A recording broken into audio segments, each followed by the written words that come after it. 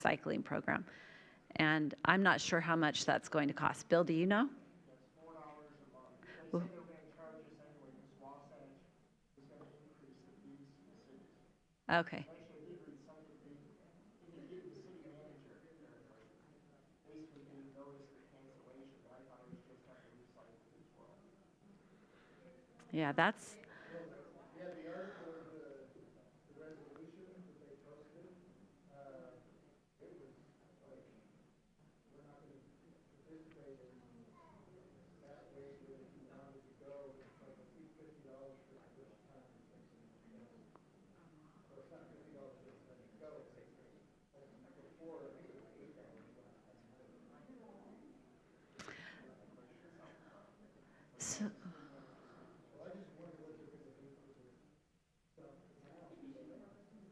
So, anyway, my name is Tina Horlacher, and I am the chair of the Davis County Conservatives. We're hosting this meeting tonight. I'll open the meeting, but I'm actually a candidate for State Central Committee, so I'm going to turn over the, what do you call it? The MC, Janice Martin. She is on our board, so I'm going to let her ask all the questions. But I'll just, before we say the prayer, I'll just say a few things about our organization. What we do is we try really hard to find people, good people to run for office, and then help and to assist them in getting elected. We try to inform the people, and we hold 2 community forums a month on the second and fourth Thursdays at 6:30 p.m. They're pretty successful, but we're always trying to grow our numbers. By the way, Don, are you setting around the, do we have anything to set around? Okay. Brian's on vacation this week, so we don't have him here. But anyway, so we have 2 community forums a month, and we are just trying to inform people about what's going on. And we have all different kinds of speakers. Our next speaker is actually going to be someone who has the profile on X of @DataRepublican. Does anybody know about this person? Okay, so this person is very interesting. She's a woman. She lives in Salt Lake County. She's deaf. She's a mom. And she has been finding all kinds of data on where all of the waste is going with in regards to our taxpayer dollars.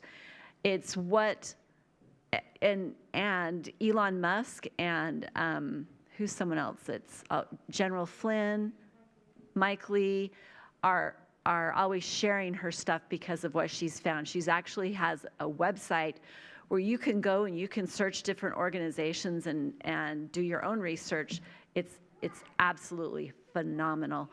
But they are reposting her stuff, and a lot of stuff that she has found is what Doge is actually learning or using to find out some of the things that they're finding out. So she will be very interesting to listen to, and that will be exactly 2 weeks from today.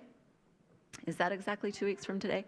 I believe it's the 10th of April, right here, 6:30 p.m. So put that on your calendars. The meeting after that will be not State Central. It will be a state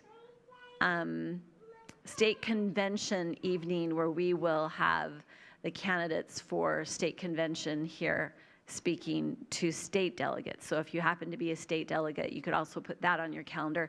And that is the 4th Thursday, which is the 24th?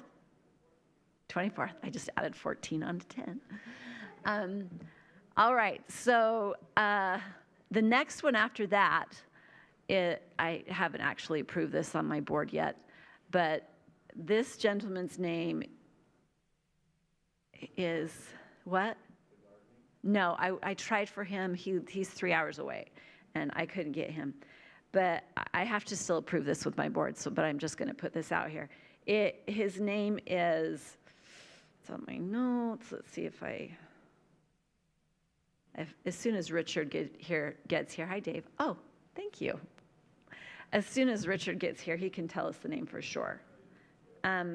But this was actually someone that was recommended by someone who usually attends our events. His name is, oh, God, I can't remember what his name is. He is Larry. He is the former owner of, or he is the owner and CEO of Utah Precious Metals. It has a lot to do with the gold backs. And this is also a huge thing that's currently happening in our state. We're actually really moving toward a currency based in gold. And Utah is actually leading the charge. Marlow Oaks has some things to do with that, but there are now 11 states that have actually come on board with the gold backs, and it's also becoming an international thing where different countries are trying. So this is also going to be a really very informative evening if my board approves him. Actually, he's on the 22nd. He's on the fourth Thursday in May, but he will be someone that's very interesting to listen to as well. Okay, we're going to go ahead and get started, and I have asked, who did I ask? Oh, okay, come on up and say the prayer for us.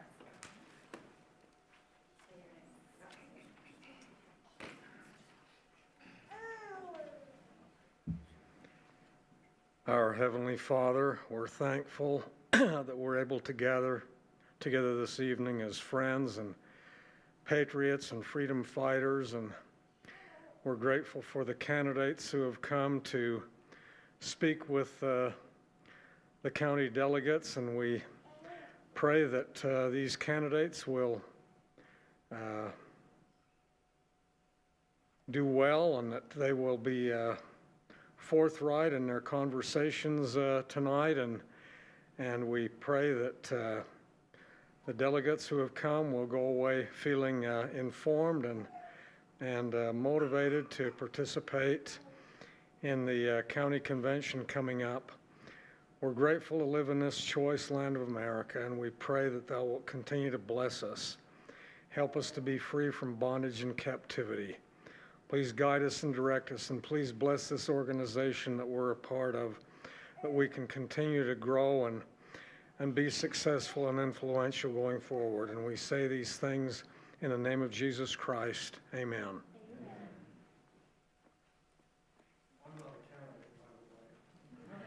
That's Ben Booth. He's a member of our board as well. Would everybody please stand to say the Pledge of Allegiance?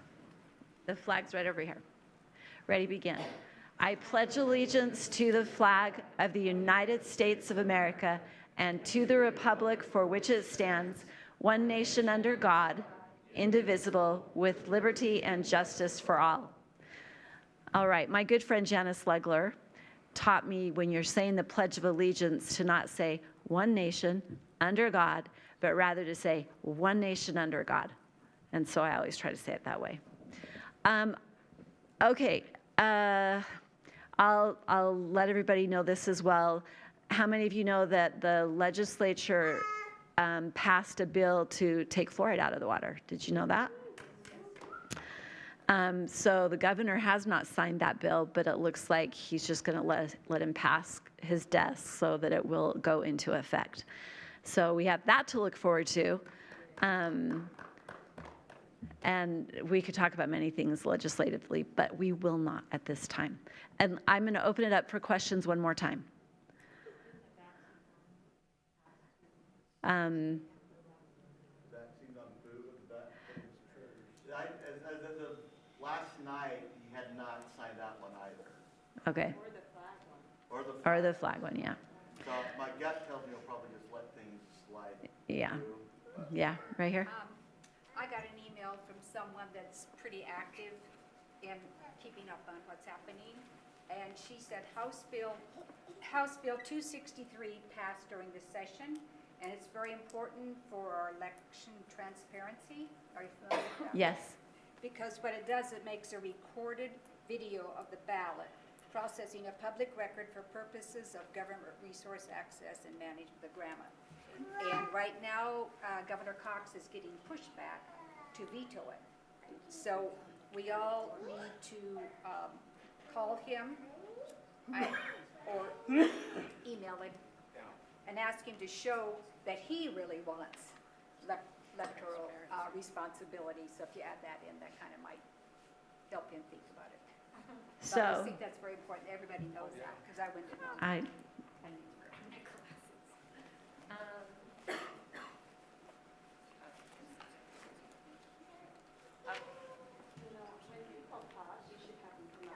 Okay, so I'm going to repeat a little bit of what she just said, but it's HB 263. It's very important to election integrity. It's one of the few election integrity bills that deals with transparency that was able to get through the legislature. It's actually very, very important. But as you can imagine, despite the entire mess that we had with the election last year, our legislature did very little to fix things, which is very disappointing. So if you want to write this number down, you're welcome to call the governor's office and tell him you would like HB 263 to become law. And it just makes the voting process. I tried to call that number over the weekend because in the message that we got, it said, call 24/7, leave a message. If you call after business hours, you just get a recording and then it hangs up on you. Okay. You can't leave a message. So you got to do the phone message, do that during business hours. Okay, Dave? I got a couple of links that shows the video of Jen Brown leaving that message, and then the other link takes you to a page where you can leave an email message I can send to you, and then you can forward it out. Okay. If you want that. All right, well, yeah, for sure. I'll send it to you right now. Okay, so the number is 801-538-1000. 801-538-1000. And you just call that number and you can ask the governor to please sign HB 263, as it's very important to the transparency of our elections. All right. I'm just going to quickly explain. Is everybody crystal clear on how the organizing convention works? No. Okay. So I'm just going to give you a little nutshell of how things work. We have the Utah Republican Party. That's the state party. The Utah GOP is the state party. Every county has their own Republican Party. In our county, it's the Davis County Republican Party. There's a convention every year. This year is what you call the organizing convention. In the organizing convention, first of all, I want to state, if you are a county delegate, thank you for serving, and what you do absolutely matters. And at the county convention, you will have the opportunity to vote for officers for the county party, the organization of the county party. There's 4 officers: chair, vice chair, secretary, and treasurer. And then for Davis County, we have 14 SCC, State Central Committee members. For Davis County, 2 are ex officio, which means the chair and vice chair automatically State Central Committee members. So you will elect 12. You will have the opportunity to elect 12. And what the State Central Committee is, it is the governing body of the Utah GOP. So the Davis County Republican Party organizing convention is April 12th. And the state organizing convention, where you will do the exact same thing, well, at least officers. You don't elect State Central Committee members at the state convention, but you elect officers. That will be on May 17th. Did I get that one right? Okay. The other thing is that we have the business of the party. So at the organizing convention, there will be some bylaws, maybe some constitutional. No, none.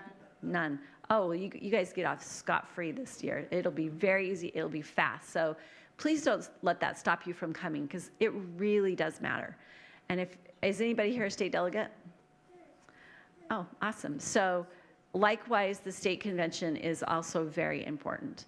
It matters who leads the party. Okay, thank you for reminding me. So also at the county organizing convention, we have an executive committee.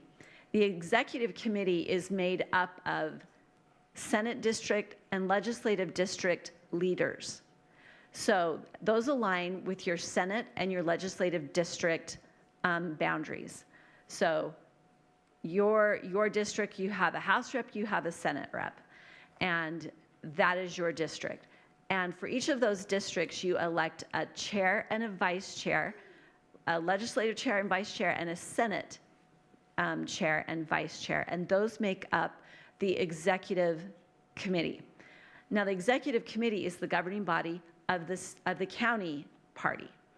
And this is an organization that it matters. They help to run caucus and convention, which is extraordinarily important.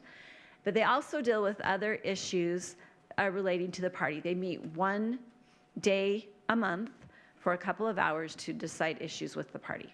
Also, Senate chairs and vice chairs make up the fundraising arm of the party, and the leg chairs and vice chairs are responsible. Okay, so yes, so thank you. So the leg chairs and vice chairs are the ones that run the caucus. The Senate chairs and the vice chairs are the one that are the fundraising arm of the county party. And this is actually extraordinarily important. I don't know how many of you are aware of the mess of the last election cycle. And I don't necessarily want to go into that. But the only way we are going to fix these problems is for the Republican Party to run their own primary election and not have the state involved in that election. That way, we can have the candidates that are nominated by the delegates be on the primary ballot without any signature gathering candidates. They will then move on to the general ballot, and that will fix the things that need to be fixed. However, you will only get that to happen if you elect the state central committee members that will help to make that happen. Because it is up to the governing body of the party to fix the things that need to be fixed to make that happen. And I don't necessarily want to go into that tonight. If you want to ask questions when people come up, that's totally okay. All right, that was kind of a crash course, but it really is pretty simple. Are there any questions regarding the organization of the party? Okay, it really does matter. And I really wish this room was full of county delegates. There are 2 more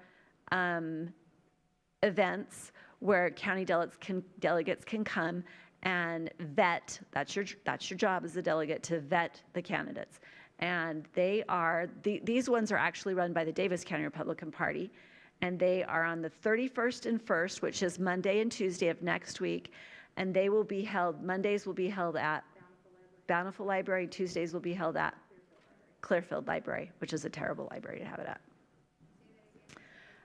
Monday is Bountiful Library, and Tuesdays will be at the Clearfield Library. Both start at 6:30. Okay, as the Davis County Conservatives support the Davis County Republican Party.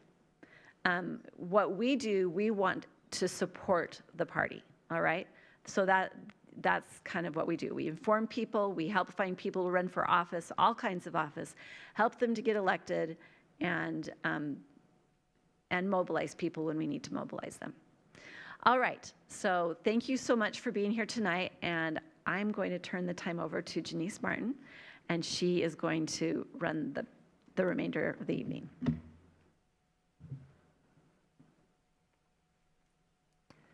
Okay, so we're going to start first with questions for the officer candidates. And so do you want them to come up here and answer? Right, okay. So our first question, and we'll start with our position for chair, is how did you become a Republican? Mm-hmm. Okay, great. Yeah, so all the officers, Terry Finley, so Don Guyman is running for chair, Terry Finley for vice chair, secretary is Jen Den Halter, and for treasurer, Melanie Mortensen.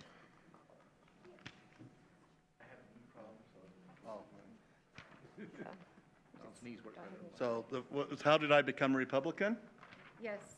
How did you become a Republican? You know, to be honest, I remember growing up, and my mother loved to watch soap operas, and I remember that one day soap operas are on, I remember the Watergate hearings are on. I remember those are some of my first memories. But then I remember Ronald Reagan coming on and preaching that conservative message. I remember I was about 6 years old at the time, but being disappointed when he didn't win the nomination back in 1976 or over Gerald Ford. But Ronald Reagan really energized me. When growing up, when Jimmy Carter was president, you saw that this country was really down, but Ronald Reagan energized and taught us principles. Later on in my life, as I became more involved in politics, Ezra Taft Benson really influenced me, the proper role of government, and I continued that course. In college, I wrote columns for Utah State, Guyman Says, and sometimes not being the most popular person on campus writing conservative columns. And then when I came here to Davis County years ago, I wanted to get involved. And I've been involved in the Davis County Party for approximately 25 years. And I've served in leadership positions at the national, state, and local levels because, once again, I believe that a strong Republican Party committed to its core principles, especially principles of limited government, lower taxes, and protecting our God-given rights, especially the right to life, is essential for our children. And that's why I'm a Republican, and that's why I want to serve as chair. All right, thank you. And next is Terry Finley. He's running for vice chair. Same question? Same question. All right. Do I need to stand up or? No. All right, thanks. Appreciate the leeway. So from a history standpoint, how did I become a Republican? I can't remember a time, or at least hard to think of a time when I haven't been a Republican.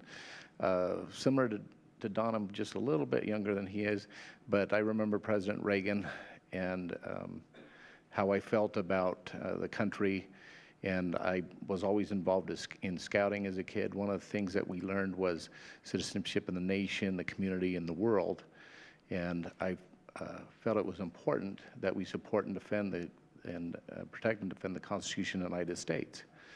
And so with President Reagan, I remember his first term, I wasn't able to vote for him, but on his second term, I was in a student leadership class in high school, and what was interesting was there was probably about 15 or so kids in this class, and we were all going to be voting in our first election in 1984 for president and vice president, and really our first election ever.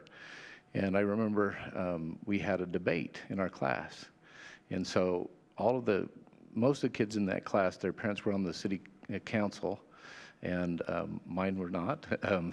And I was the only Republican who was supporting President Reagan. Everybody else was on the Democrat side. So basically, I had a debate where it was 14 kids against me. And so our teacher went and he asked the questions and then we would give our responses. And at the end of the class, the teacher said, "I'm extremely disappointed." He said, "Of all the presentation stuff," he said, "there was one student who gave logical answers and well thought out arguments on why they support their candidate. And the rest of you were just, all over the place and had no reasoned argument of why you supported the candidate that you supported." And obviously that was me that he was kind of praising in that situation.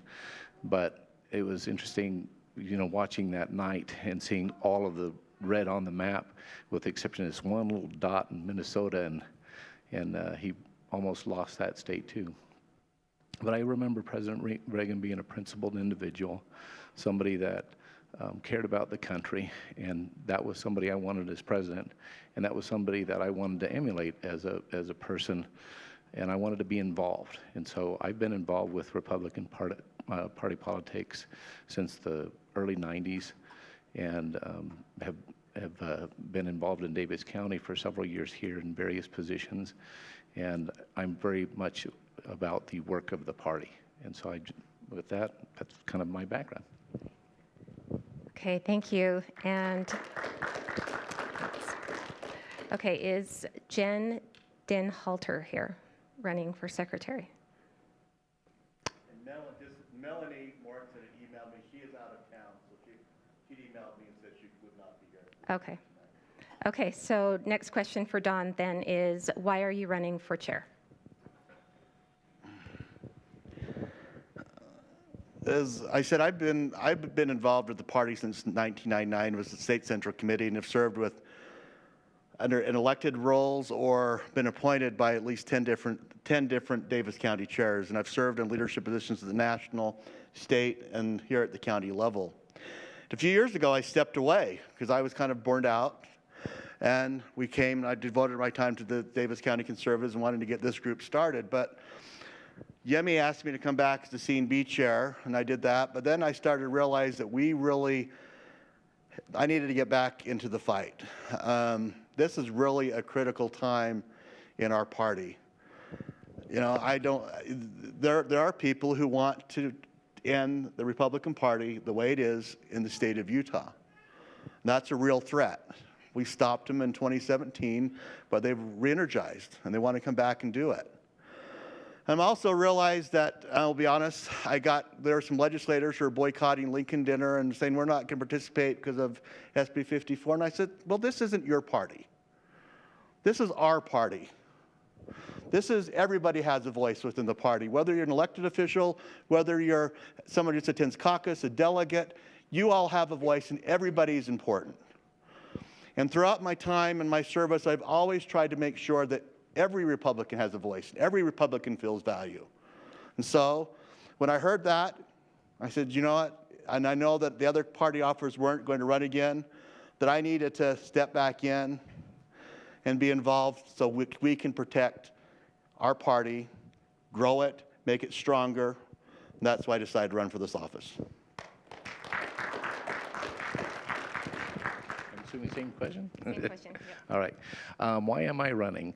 To John's point, the other officers aren't running. I was recently elected as treasurer for the DCRP, so I'm kind of adding at least some bridge to what we've had in the past.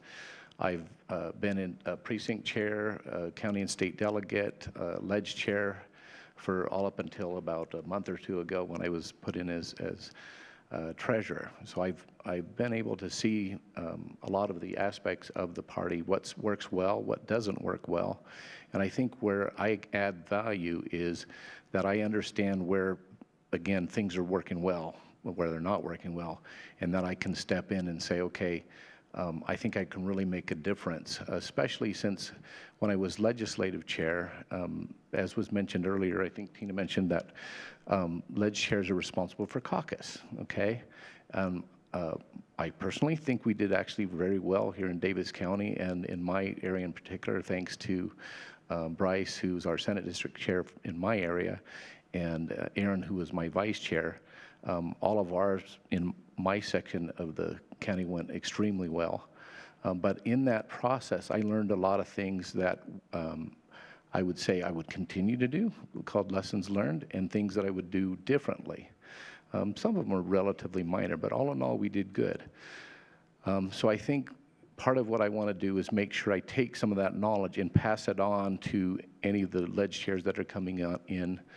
I want to take some of my skills that I've learned as a project and program manager and share that with the county. You have a question? Could you just give an example of something that's not working well? You talked about things working well and things not working well. If you could give some examples, I would appreciate it.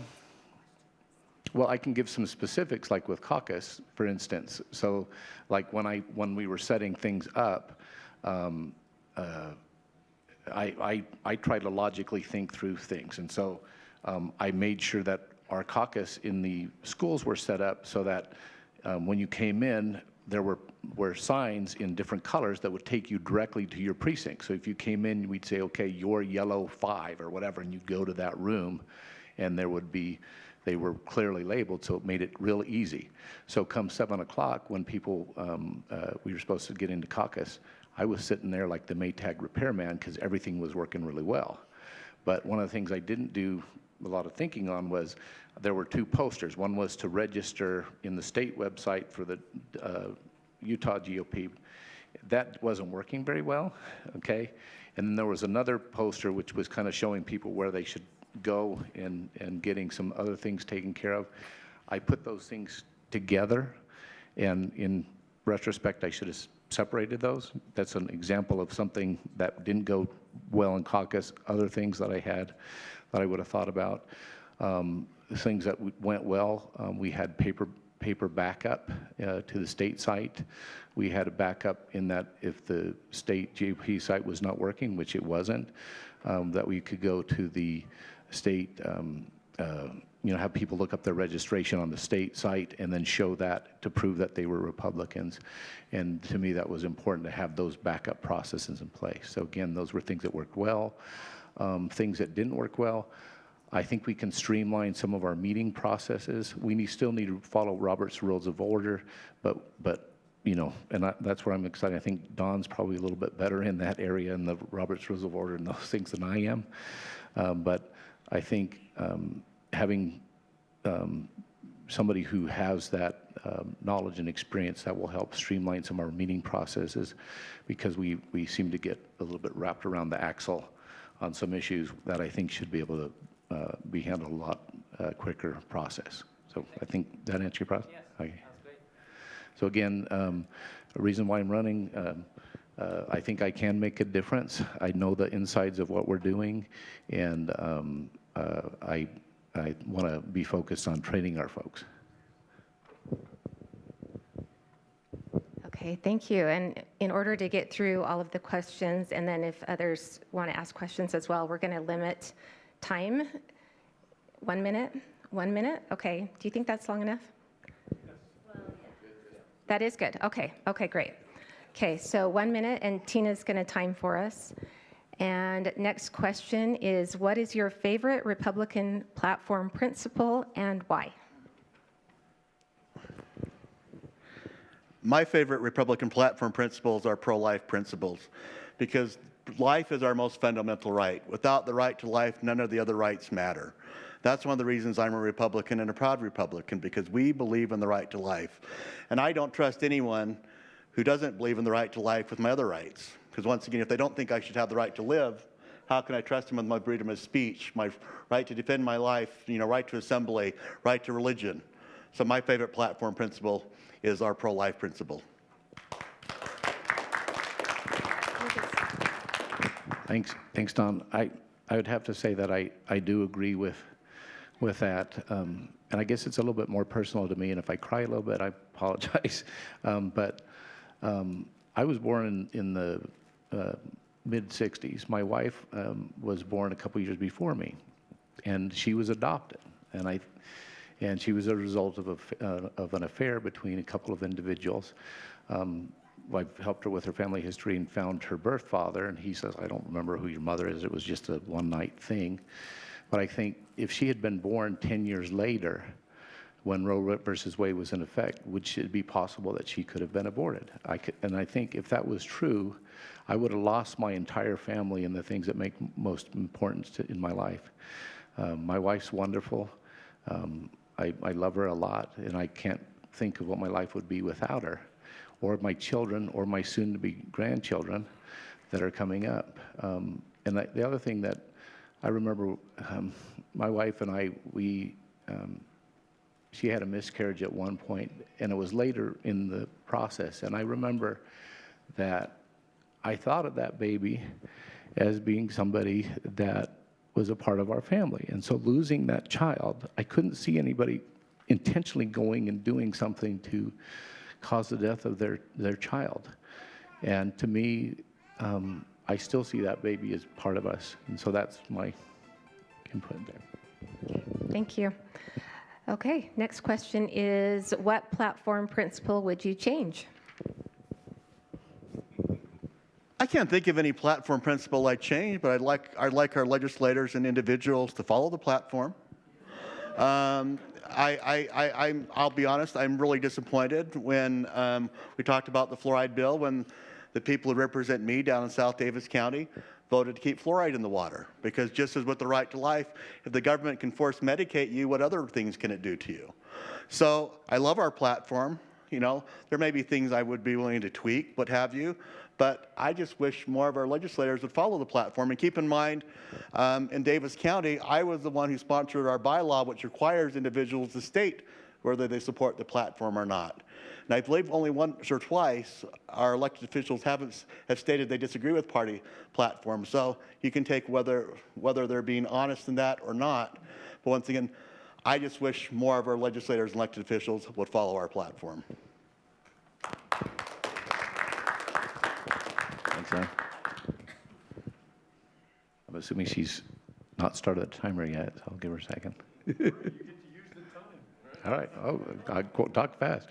I can't think of anything immediately of that I would change in bylaws. You know, I think I agree with Don that they set a good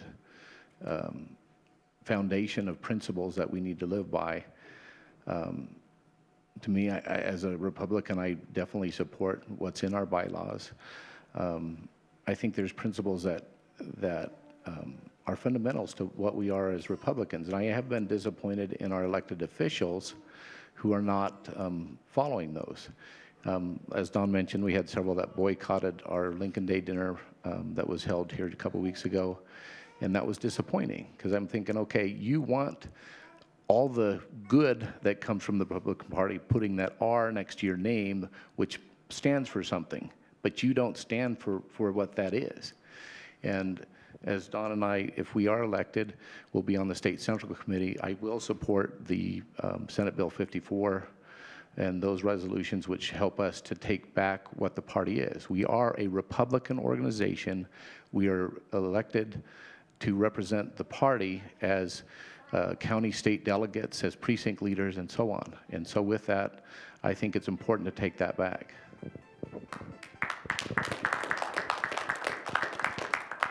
Okay, and last question for you two is, what are your thoughts on unifying the party?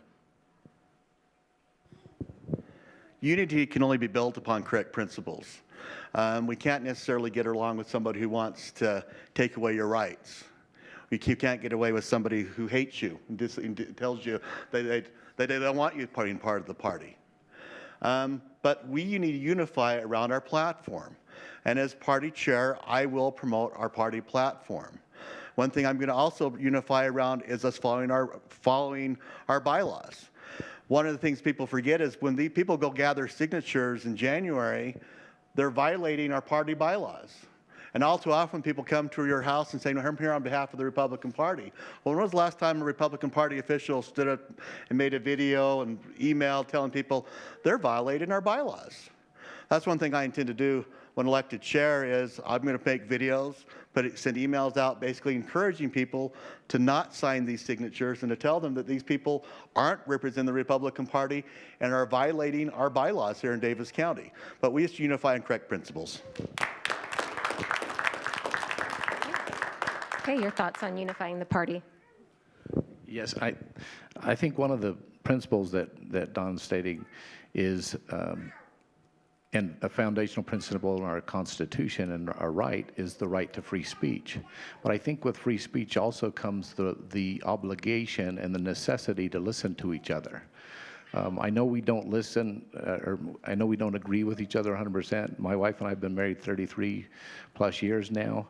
And I just recently found out that she actually seems to be a Republican, which was surprising to me because of some of the things that she's stated in the past. But I'm like, oh, boy, you're like almost hardcore Republican now, honey. It's like amazing how the turnabout has happened. But I think it's important that even if we agree with each other 99%, then let's work on that other, 1%, but don't throw out the 99% if we don't agree. And I think that that's important. But to Don's point, if somebody just hates you, doesn't want to listen to you, then there's not much you can do with that individual. And to be honest, they won't have much influence on anybody either.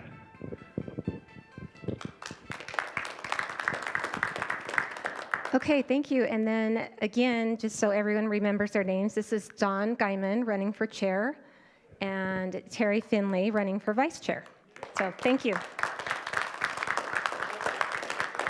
Oh, okay, wait. So, yeah, we should do that, right? Yeah, yeah. So how much time should we, for questions open for that? So just a few questions. Okay, so there's our first question. So for which one? Both. For both, okay. What was the question? So the question is, you both had a chance to say what you like and what you don't like. Do you think it's a good idea, and are we required during caucus night to allow individuals to register that night? No. Well. That's one of those tough ones, because we want to encourage people into our party, and one of the things, but we also don't want people. We also have people coming in who do harm. It's really one of those tough questions, and that's technically at the state level. I would go along if we had if we were going to stop people from registering. We need to make sure that our precinct chairs and our party was actively involved before caucus to ensure people got registered. And one of the problems you also run into sometimes is people get to caucus and they're not registered to vote. So it's this balancing act of what. So I have mixed emotions. I'll be honest, I have mixed emotions on it. But if we were going to ban it, we would need to make sure that we really were out recruiting people, getting people to register to become Republicans beforehand, because otherwise you don't want someone coming and thinking they're registered and suddenly you have to turn them away. That doesn't provide a very good experience.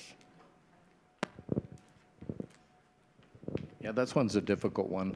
I know my wife is an elementary school teacher, but she is, like I said, turning Republican here recently. And she's been a registered Republican, I think, most of her life. But I think the thing is we do want to try to include as many people as we can, especially if they are willing to support the party platform and that. And we do ask that of the precinct officers and that are elected. And to be kind of blunt, I think a lot of the people that might be crossover people, maybe Democrats who are coming over and trying to register in the Republican primaries because they think they can have a difference, I don't see those individuals really being dedicated and willing to do like what Don and I are doing and stand up here and represent the party, be living the conservative principles that we believe in. So I don't know that they make that much of a difference. And one thing we do need to stop this happens is we shouldn't allow people to register to vote the day of an election in a primary or general election. That's not correct. Well, from our perspective, we saw it have a negative impact on our caucus meeting. Yeah. Will you ask that question again to the SEC candidates when they're out? Yeah. Yeah. Ask that to the SEC. Yeah. Yeah. Okay. Can we ask out of courtesy to the speakers that people silence their cell phones? Oh, that's the Oh, okay. Oh. Yeah, cell phone. Yeah. It's just the 1 minute timer going off. Thank you. Yeah, good point. But okay. Okay, so next question. Any others for these two? Oh, I have a question. Okay. How do you feel about ranked choice voting? How do you feel about ranked choice voting? You know, I'll be honest, ranked choice voting, I think we've had ranked choice voting in Davis County for 20 years as a party. I think there's things that work well with it and things that don't work well with it. I think one of the things we need to do, and as a chair, I've had people tell me they don't like it, but nobody's ever brought forward a bylaw proposal to change it. And keep in mind, if we're going to change from ranked choice voting, you have to decide, are we going to go plurality elections? So for example, in John Croft's election, when we had 10 people running for office, would we have one vote? And John might have won or lost with 11% of the vote. On multi-round voting, we would have voted 7 or 8 times for John's race. And I'll be honest, with ranked choice voting, sometimes people don't understand what ranked choice voting, the nuances of it.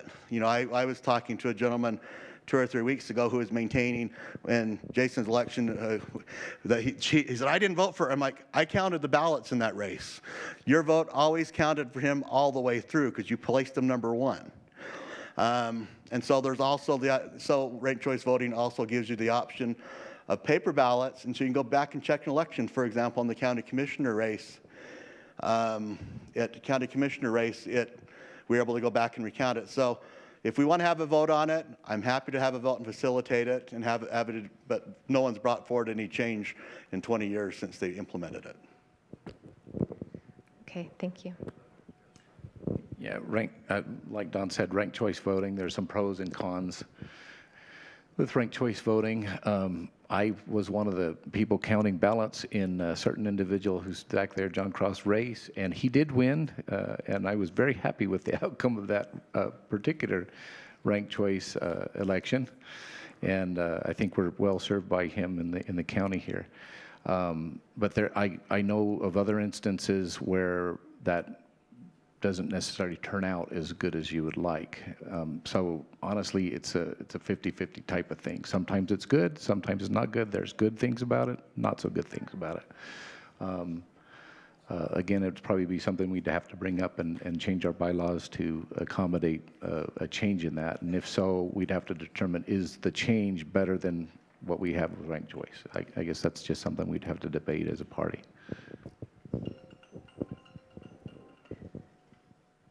Okay, do we have any other questions? Okay, one more. You know, I came late, so I apologize if this was covered or whatever, but when it was kind of billed about who was going to come, I guess I was expecting a few more people than the 2 gentlemen that are here. But anyway, how many central committee candidates do we vote for at convention? 12. And how many are running? 19 or 17. Okay, so right now we're talking just to officers, and every candidate was elected. One was out of town, one didn't show up. So Donna's the candidate for the chair, Terry is a candidate for vice chair. They're about to be done, and then the state central committee members are going to come up. Okay, so that actually was last question for these 2. So, and then we'll start with, yeah.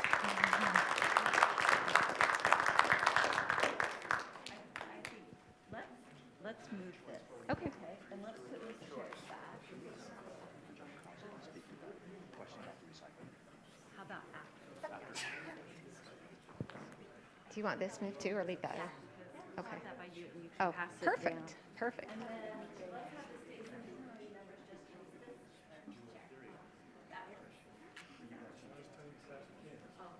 May I announce, we're going to pass a donation can around. These are not donations for the church. These are donations for Davis County Conservatives to help cover our expenses of keeping in communication with people. Feel free to donate, feel free not to donate. Would you just pass it around for us? Oh, I don't have a QR code. You can go to our website, maybe there's one there. Or look at your copy of the Davis correspondence, there's always a donation QR code there. Yeah, you can, the emails you get has a QR code you can donate. Oh, that's better.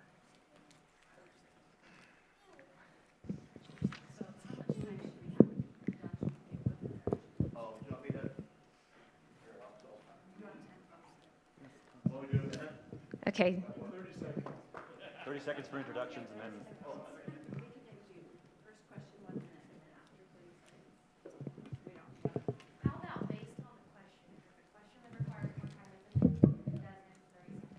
Okay, that's a great idea. I think based on the question. Should be 5 minutes.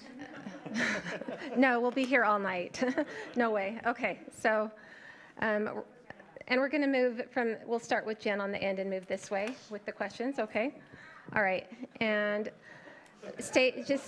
make sure everyone knows your name. So start with your introduction, and actually with your introduction, tell us how you became a Republican. You have 1 minute. well, wait, what do you suggest? 30 seconds. Okay, 30 seconds. That's it. Give her the mic. Oh, yeah. Story. And we'll just. Time you're out. Okay. And then,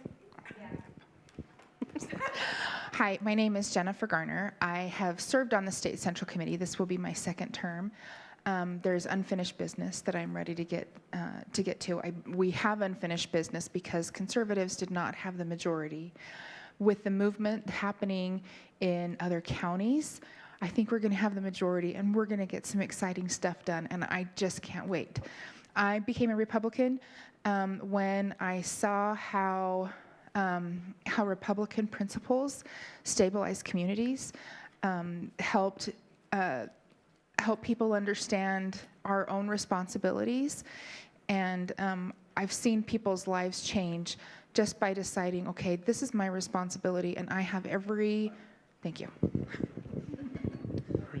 Oh, sorry. Yeah, I am. Sorry, I stepped to the side of Jen because I was nursing my baby just before this. So my name is Olivia Dawn. I'm currently serving as the secretary for Davis County. I've been on the State Central Committee for the past 2 years as a member and was the state party secretary previous to that. So I've been on the State Central Committee for 4 years, attending for 4 years prior to that. So I have 8 years of experience on the State Central Committee. I became a Republican when I was 18. I attended my first caucus, and it just made sense. The whole process makes sense. I like caucus. I like the way that the system runs. I love our platform. I don't like the people that represent Republicans often, but that doesn't mean that the platform is not something I align with. I'm Peter Cannon. I've been on the State Central Committee for 8 years, only I took a break for the last 4. Had to go on a mission and stuff like that. I'm back, and we're in trouble. And so the State Central Committee governs the Republican Party. I want to be one of the votes that governs it in a conservative constitutional way. We absolutely must give power back to the delegates. There's a fundamental issue here that we must meet, and that is we don't want to choose our candidates for office by a democratic method, gathering signatures. The Republican method is the caucus. My name is Brian Williams. Honestly, I was a Republican back in 2020. Before that, I was just more on the conservative side until everything happened in 2020. Then I decided to finally register as a Republican and start looking at the platform, and actually went to caucus. And I've been attending SEC meetings ever since I've been married, and yeah.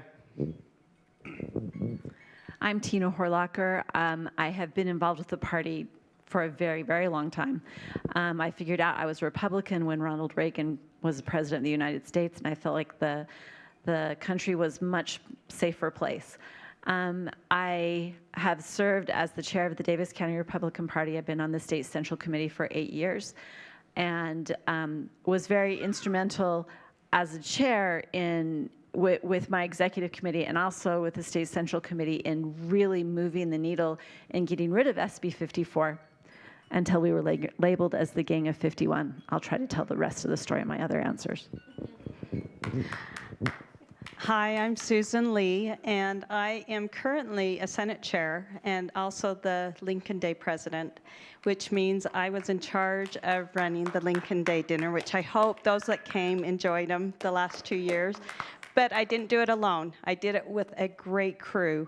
And that is the problem that we're having with the SCC, and that's why I'm running, is because there's so much division that we're not moving the needle. We're not getting things done. And hopefully I can step in there and make a big, big difference. So thank you.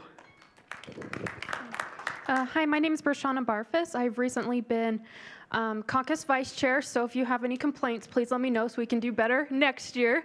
Other than that, I've been vice chair of House District 16 for the past 2 years. I'm a state delegate and a county delegate, and I absolutely love it. I am 29, so I'm one of the young ones, and I'm hoping to encourage other young people to join. I have been able to find participation everywhere, and I think we need more people, especially people of the youth. I also was lucky enough to go to DC as a presidential elector as one of our 6 electoral college votes.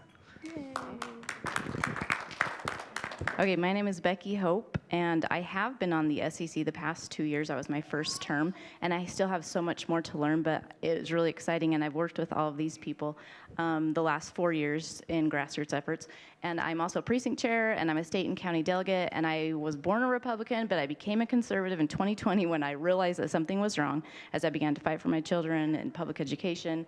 And I just want to get back on the SEC. I'm excited to keep going, get rid of SB 54. We need to save our caucus because, like Dawn said, it is under attack. So we have got to be back on there.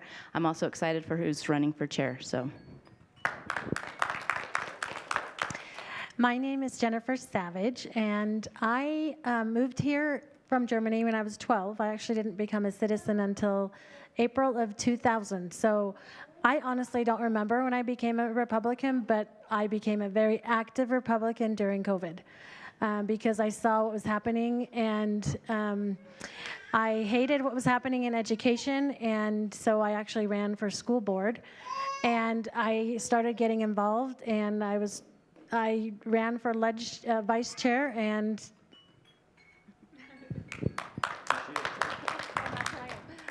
My name is Jason Hackett. I became a Republican by studying history, especially the founding. I studied the Constitution, the founders, and the things that they professed. And I used my brain and applied those principles as I saw them to current societal issues. And so that got me into Republicanism. I am currently on the State Central Committee. I started participating in the caucus and convention system back in 2010 with the Tea Party movement, and I've been a delegate in various other positions, and I've run for offices since then. My name is Winston Barlow. I have been in the Davis County area since 2018, I think it was, when Tina unfortunately lost her seat to Daniela. That was when I got involved in politics. I've been a Republican since I was 18 when I was registered to vote in Arizona, Southern Utah. They register you right there. But as Dennis Prager says, there's three types of people. There's fighters, those who help the fighters, and those who do nothing. I used to be one that did nothing, and then I became a help the fighters, and I want to fight now. Okay. If it's okay, I think I'm going to have you just pass the mic and go back that way, and then we'll come back this way again. So, not so fast. Okay. So why are you running for State Central Committee? I guess I started my question, or my answer. Yeah, I want to help fight now. I want to be one of the ones that's fighting in our state party, and I want to help push the SB 54 issue. I want to get that over with and get us back to a convention-only process to elect our representatives, starting from our neighborhood to our county and to our state, because we've seen when people are accountable to everyone, they're accountable to no one. As I mentioned before, I currently serve on the State Central Committee, and I guess I want to continue that work. We are growing more conservative. We've seen it in other counties. We're seeing it here in Davis County now during this election. So we have a real shot at turning our State Central Committee and the Utah State Party more conservative so that we can get some things done and move us back towards sound republicanism. I'm running because I can't stand standing on the sidelines any longer, and I'm doing whatever I can, wherever I can, to push constitutional conservative principles. I am running for State Central Committee because I am a state delegate and a county delegate, and I just have learned how the caucus system works, and I think it's an amazing system, and I'm so tired of how the signatures can get people on the ballot and how money can get you on the ballot and bypass that whole system that has been perfectly set up. So I feel like we're doing good things in Davis County, but I want to take that to a state level because I feel like that is where things will change. That's where the real change can happen. I agree with everything they have said, but I really feel especially passionate right now is in saving our caucus and convention system, because there are people who want to destroy it here in our state, Republicans who want to destroy it, and they want to take our voices away that way. So I want to get back in, and it's been really amazing to be a part of it. It's been a little frustrating because we haven't been able to get as much done as we would like to, but I feel like I'm just starting and I'm ready to go. I'm running for SCC because, I'm going to be honest, the caucus this year was my very first caucus, but I've been a Republican since I was 18. I decided to run for SCC because over the last 2 years, it's been more and more obvious that there are a lot of Republicans that do not support the caucus convention system, and it's a problem. I do understand we probably need to change our message, we need to educate, we need to go out there and reach the masses. However, we want to help those people come to our side that should know better, but they don't, or the people that are not familiar because they're transplants from other states. There's very few states that still have the caucus convention system, and I'm hoping that as SCC we can reach out to these masses and help educate people. So when I sit back and I look at the caucus system and how everything is running, those that are doing it for the right reason, it's great. Those that understand it, it's great. It's those that don't have the understanding of how the caucus system works and why it is truly the grassroots of the Republican Party. And so as running for SCC, the big part that I would like to help with is getting people the message that they need to hear is that they are involved when they participate in the caucus system, because that is the grassroots. The caucus and convention system is the only way to have a voice in government, period, end of story. There are people, and you will see this, it will be in the news in the next 2 years, there is going to be a big fight. There's no way to get through this without a big fight. And the only way we're going to be able to save it, there's no way we're going to be able to repeal SB 54. That's just not going to happen, not with how we currently get our elected officials elected. So we have to solve it within the party. We absolutely can do that. We need to pass a bylaw that only allows those who go through the caucus and convention system to be a candidate, and then I'll tell you my next answer. I have been attending SCC meetings since 2021, and I've only missed one meeting out of since then.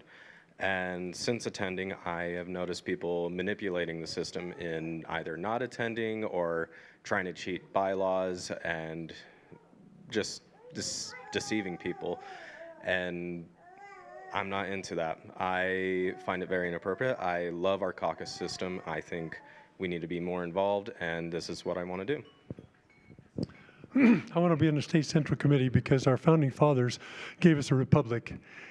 You cannot inform the general electorate well enough to choose good candidates by primary elections. You can't do it. They can't get informed. But if they pick the best people in their neighborhood to be their delegates and they study hard, you can get really well-informed people choosing the candidates, and they choose great candidates. Utah used to be some of the best government in the country, and we're headed away from that now unless we get the caucus and convention system back in power to choose our delegates. I am running for State Central Committee because I mentioned the unfinished business, but because I know each of these individuals, and we're going to get some stuff done, and it's going to be amazing. I'm running for my children. I'm running for you.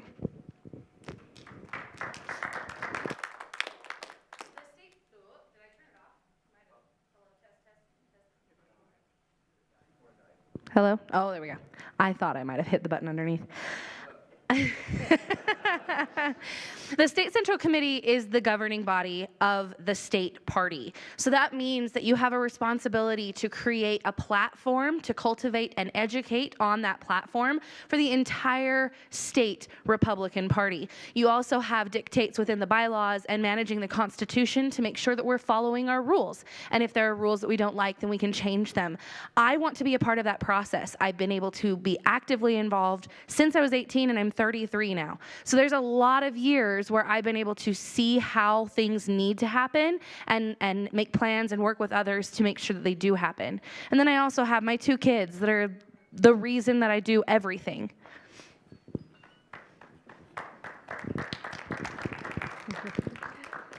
Okay, so we'll start from this side. And how will you preserve the caucus convention system? I kind of feel like everyone answered that one already. Specifically, the big thing for me with the caucus and convention system is education. We need to get the younger generations involved and participating. Like I said, I attended my first caucus when I was 18. I ran for a delegate that year, not knowing what I was doing, but just being encouraged to do so. And we need to get more people who are willing to do that, who are wanting to do that, who are excited, and that all comes down to education. We can do that through social media, promotion of our platform, education on how the caucus works and why it is the exact same system that the founding fathers used at the creation of our country, and that is the system we need to be using here in Utah. So I think that the R next to people's names on the ballot is very valuable, and we need to leverage that. We have people in office that I don't like to use the word rhino. I think we need to stop using the word rhino because it doesn't give the full story. But I believe that the caucus system itself will promote better better candidates, and that's what we need to support. How will I do it? Well, I'm a retired Army Lieutenant Colonel, and I got some ideas. But that said, we're going to make sure that I get a seat close to the microphone in SCC meetings so I can stand up and speak as soon as I need to and make sure they understand it is not acceptable to have signature collection. Unacceptable, unconstitutional. The Constitution guarantees a Republican form of government, and by golly, of all the people in our state who ought to have it, it's the Republican Party. So I'll insist upon it. So for me, it also comes down to education as well, but also on the SEC, we are supposed to protect it with our bylaws. And since we are the governing body of the state party, it is there so we can figure out ways and how to help promote and to educate people like me and Berchana and, the younger generation, I guess. So I think it's important that we just protect it by protecting our bylaws. We ultimately go to caucus to eventually get the best candidates on the ballot. The only way we control our ballot is if the party runs their own primary election. The only way we can do that is if we get around SB 54. We can do that inside the party. We can take away from the R from the signature gatherers so that only those who are nominated at our conventions can then get to our primary elections. That's how we save the Republican Party and the caucus and convention system. So why is Utah the only one that's dealing with SB 54? And it goes back to what Tina just talked about. It's because we've allowed the state to run our primary elections. And the only way we're going to take back control of that is we need to get the state out of our party and take back control of it so that we get who we want as our candidates. Thanks. So being that it was my first caucus, and I was the caucus vice chair, and I ran a whole school by myself. Unfortunately, I did not have the volunteers that I needed, but that's okay, right? We persevere, we do what we need to. I'm looking forward to caucus again. Call me crazy, but I love it. And I really want to encourage other people to participate and get involved. And if they are there working with us, and if we can encourage them to come to our side and persuade them why we're the best party and why the SCC matters, then I want to be a part of that movement. The other thing is, if you aren't familiar, our current chair, Rob Axon, he did start as part of the party to reach out to the youth, and I'm hoping no matter what happens, whether who wins or not for the next Utah GOP chair, that we can still continue that effort, and I'm hoping to be a part of that. So. Yes to all of this. And then also just a thought that I had too is our state-run media just lies all the time to the people who are still sort of a little sleepier, and that's all that they hear and that's all that they see. And so as the governing body of the party, we should absolutely have a stronger stance, put something out there that says what we really do support and what we don't support. And so we need to stand strong that we do support the caucus and convention system. And we're just not getting those strong feelings from the party right now. I love the caucus system. So I've only gone to 2 caucuses, and Susan Lee, the first time she invited me, she knew I was a little interested, but when I went, it just made sense to me. And last caucus, Susan and I ran a school, and it was so amazing. And I just think it's the best way to find our candidates and the best candidates possible. And so I will do anything to help keep the caucus. And I think education as well. I had no idea what it was even about. I just showed up, and I ended up being alleged vice chair and a delegate and a state delegate and a county delegate, and I just loved learning about it. I fully support the Horlocker plan. We have to decouple from the state and become our own private organization, fully private, so that we can control our processes, we can decide how we nominate our candidates. In addition to that, we do have a problem. You've heard several times up here people mentioning that there are Republicans within the party that wanted to destroy the caucus convention system. And we've heard mention of rhinos, even though we're not supposed to say that. I think much of that problem is because our party has been diluted by liberal ideology. And I really hope to have the time at some point to address this gentleman's question from earlier, because there are things that we can do and should be doing to address that and make the party more ideologically homogenous. I yield my time to Jason. No. What was the question again?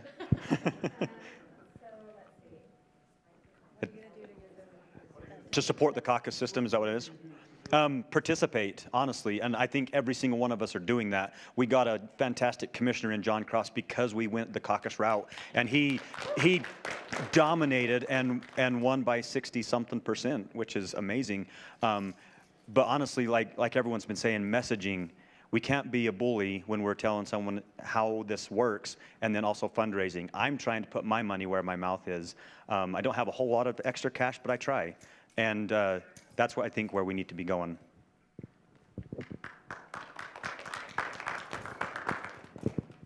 Okay, thank you. I think we'll do 2 more questions. And next is, what party platform principle is your favorite?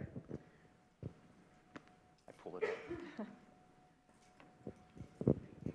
So there's actually 2 of them. And the first one is the proper role of government is to protect our God-given rights. It's not to give us rights. We already have rights from God. It's to protect those rights. And then the other one is the proper role of family, family values. We recognize the traditional family as the strongest form of discipline, of upbringing, of any way to create a community starts in the family. And those are my 2. My favorite principle is freedom. And I know that it's not explicitly written in there. Well, it might be actually. But Thomas Jefferson once wrote, I have sworn upon the altar of God eternal hostility towards any form of tyranny over the mind of man. And I agree with that sentiment 1,000%. And so I believe the Republican Party platform of Utah is a platform of freedom. And I know the next question coming up is, or maybe might be what we disagree with. Any disagreements I have with it are really on very minor points, but the overall platform is very sound. It's one of self-government and freedom, and I love it for that. I also have a couple. First one is education. Parents have the primary right and responsibility to educate their children. And I've seen this just eroded the last few years, and I've been fighting the school boards, and so I love that part of our platform. It needs to be upheld. And I also love the ethics and standards. Public officials must be honest, have personal integrity and high moral standards, and be accountable to the elector. And that's not happening. So Jen and I actually have worked together the past 4 years, going to the school board and trying to get some change there, and working on getting the Department of Justice out of our school district, which we finally were able to. But so the family values and the education for sure, but family values, because the family is the core of our community. And I think in our Republican Party, I think that we have lost that. I think there are too many Republicans who just sort of want power and prestige over, and they just forget the family values and who they're actually representing. And so the same as the other mamas, I'm doing this for my family as well. So that's one of my favorite. Okay, so fun fact about me, outside of my political grassroots stuff I've been doing for the 2 years, I'm working on a child and family studies degree to be a family life educator. So you could say that I have a strong feelings about the traditional family, and it's really important to me that the platform indicates what we recognize as a traditional family, and we do everything we can to preserve that. That has become more, I mean, people say that, and you're like, yeah, we all know this, but the deconstruction of the family unit has been so prevalent just in the last 4 years in the schools, in public, in the media, like in the entertainment industry. We need to do what we can to uphold those values and bring it back in. So my parents are both 89, and you know, I don't know how much longer they're going to be with me, but family is so important to me, and I look at them and everything that they did to preserve and to make sure that when I became old enough that I had a good chance at a good life. And, you know, the principles that hold true are, I think, every one of them that are in there. And it brings common sense. You know, there's so many things going on in the world that want to change that common sense of value. And I love that it keeps it all in place. Thanks. All of these are planks that are important to me, but in speaking in terms of the party, I'm going to talk about the right of association, which is inside the platform. And by the way, you can look up the platform on the Davis County Republican Party website. But basically, the freedom of association means that Republican Party as a private organization has the right to govern itself, and the Utah State Legislature is to get the heck out. For me, my favorite party platform portion is the right to life. I have 2 beautiful baby girls, and I can't imagine a life without them. We are here to protect the young and the innocent, and that's why we're here, why we're running for SEC, why we have this platform, is to protect them and to make sure that everyone has a fair chance. In case you forgot, my name's Peter Cannon. I spent 5 years every day up at the state legislature lobbying for free, telling them how they should vote.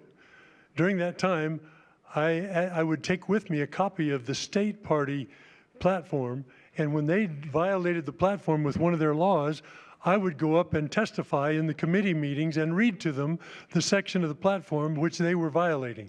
They hated that. By the way, I'm also the editor of the Davis Correspondence newsletter, and in there we have a platform plank of the month. So read the newsletter and you'll see what my favorite planks of the platform are. Thanks, Peter. He really is a force to be reckoned with. Like each individual up here has such power that they'll bring to the SEC. I have strong faith in the family, stabilizing communities. I also think that the ethics and standards platform, or plank of the platform, is important. Accountability is not a dirty word. Amen, amen, amen.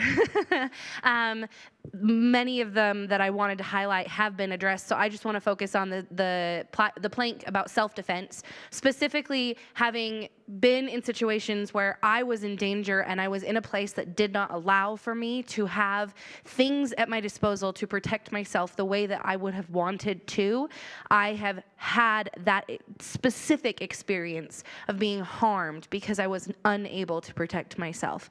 And so having that very clearly stated, that we have the right to self-defense in our platform, and addressing it's more than the Second Amendment. But I really, really like that plank, and that's something that I firmly stand on.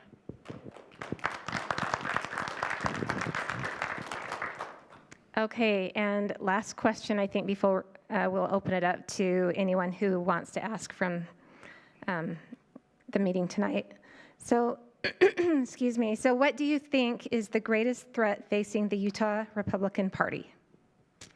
Election integrity, specifically the use of anything other than a paper ballot is huge. Because how on earth can we trust any election that comes forward if there is not an auditable, traceable election process that you can watch every step of the process, you can go back and recount?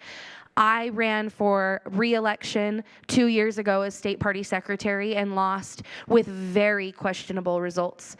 And I asked for those results so I could audit them, and it was impossible to do so. And it's caused me for the last 2 years to wonder if it was a valid election. And I don't think any candidate should ever have to feel that way. And I think that's a huge part of what's going on in Utah. I have felt the forces of good and evil in our legislature, on the State Central Committee. I believe that election integrity is how we fight back against that. The platform is also how we help people understand what is evil, how far off the rails the country has gone, and what can bring us back to sanity. I think that the lack of education is also harmful. I work in higher ed, and we have adults that do not understand the caucus convention system and why it's so important. So it just feels like an onslaught from many sides, and so that's why we need to fight together. I think the biggest danger for the Republican Party is big money. Big money are the ones who put SB 54 in place. They want to be able to control our elections by giving money to candidates to gather signatures and to advertise to the public at large for elections. That's wrong. That's not republicanism, and they are a danger to our party and to our liberty. So it is possible for people to have a lot of money and not harm our Republican system, but they're a little bit few and far between. Just see which ones are boycotting, donating to our party, and the Lincoln Day dinner. Those are the thieves that are among us. And to go with that, I also think we should have our caucus night and the Democrats' caucus night on the same night, so we don't have people from their side coming to our side and having horrific things. I feel like that's something that will keep our party safe, along with everything else that has been mentioned thus far. Do you want the real truth? Okay, lack of education about the caucus and convention system, 1. SB 54, 2. Anybody who calls any state central committee member or member of the party a destroyer, that's their new label. Before we were the Gang of 51. Now they're going to call certain people who don't agree with them destroyers, when really that is what they're trying to do. The biggest threat is the Utah Senate, where all good bills go to die. So you want to change? We need to strengthen our caucus system. We need to get rid of SB 54. That's why they don't listen to us, because all they have to do is buy the signatures, get on the ballot. They have the money to get everybody used to their names, and they'll win. And so the only way we're going to get through this is we have to work hard and make the changes. We can't be complacent. We have to get off our butts. Thanks. So the question was, what's the biggest threat to the Utah GOP? Boy, that's a loaded question, because we could have a whole forum on that, on the pros and cons. But for today's sake, I will mention out-of-state PACs and out-of-state money, especially in Congress, such as like the federal level, because we had some really good candidates come out of the caucus convention system for challenging like Celeste Malloy and Blake Moore and so forth, and they had the delegate support. They passed convention. They got the resources, they got the funding, they got everything, but they lost because of these out-of-state these out-of-state PACs that dumped all this money into these incumbents' campaigns that were not following the platform. So. Yes. Yes, and for sure ditto to all that. And then also, one of the biggest threats are members of our own party. So as we've told you, they want to destroy our party from the inside out. And the infighting that I've seen in the last 2 years on the SCC and on social media, we're completely divided. So as an SCC, those of us who are on there now, we have worked with other SCC members in other counties to try to unite together and bring in more like-minded people to run for SCC so that we can work cohesively together so that the infighting can go away and we can be stronger together. So this has been mentioned, but SB 54, of course, but because of SB 54, we have no way of holding our elected officials accountable. So they always say, if you don't like them, vote them out. Well, we can't do that now with SB 54 because the big money will always get on the ballot, and we saw that tremendously this last election cycle. So I think just having no accountability for our elected leaders is a huge challenge. I agree with everything that's been said. All of these are true problems facing the Republican Party, but I think the greatest threat, and because it's the root of all these, is the dilution of our principles from infiltration. The whole purpose, the entire purpose of a political party is to gather together people of similar ideology. So what is the point of a political party if we're allowing in all these people that have these diverse ideologies and diverse principles? There is no point, right? Then we get what we have, where we have the party that, or members of the party and even elected officials of the party that run the whole spectrum from conservative all the way to liberal. Doesn't make sense. I agree with everyone. However, I've been thinking, as the mic's coming down, the absence of those who ran for offices. If anyone's been to a CCC meeting recently, I think our last one had like 160 people out of the 400 precincts or whatever it was. What is it? So like they run for these positions, but then they don't show up. So showing up is probably the biggest threat that I see to the party. And that reflects in our lackluster representatives that keep getting elected. Okay, and then just take the mic and pass it down and say your names one more time. My name is Winston Barlow, and I'm running for SCC from Davis County. Jason Hackett.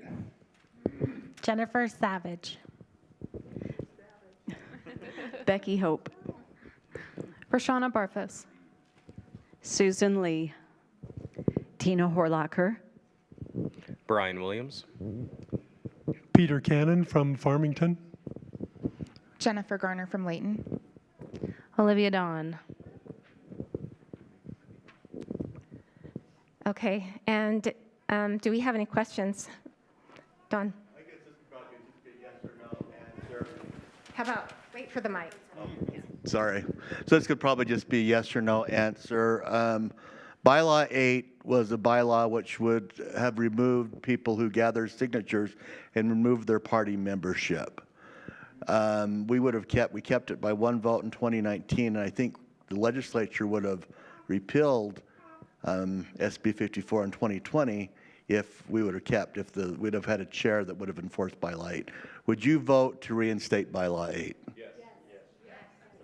I have it ready, so I can sponsor it. I was going to sponsor it. I have it ready. Y'all don't have it ready. I have it ready. So raise your hand if you'd say no to that. So you're all a yes. Okay. Any other questions? How many SCC members are there? 12. Okay. Oh, 100. It's 182 right now. It might change every term. It changes with. So it changes with the allocation of the number of active Republican voters in the state of Utah, and then the registered Republicans in the state of Utah. So the numbers are allocated based on who voted in certain elections and it's allocated. The whole state central committee changes slightly based upon because elected officials are members. So. Yes. So that's how it's allocated. Average attendance is usually, in the last 2 years, has been like 120. And there's a quorum requirement currently that's 50% plus 1. It's too high. Used to be 40. Yeah. I have a question, actually. Okay, so I just want to say I'm 100% attendance. Those who are current SCC members, raise your hands if you're 100%er. Okay, or just minus. Okay, pretty close. What was I going to say? I can't remember. Okay, so I know I'm a panelist, but I think this is a very important question that all of us up here should answer. So it is to my understanding that SEC attendance has been allowed virtual or in person. Would you advocate for more in-person attendance? And we're talking the whole state or just Davis County? And how have you attended? If you are a current SEC member, have you attended virtual or have you gone there in person? Who wants to answer? So why don't you pass it down and have, okay. That question didn't come from the audience. Null and void. Yeah. Well, how would we vote though? How do we feel about it?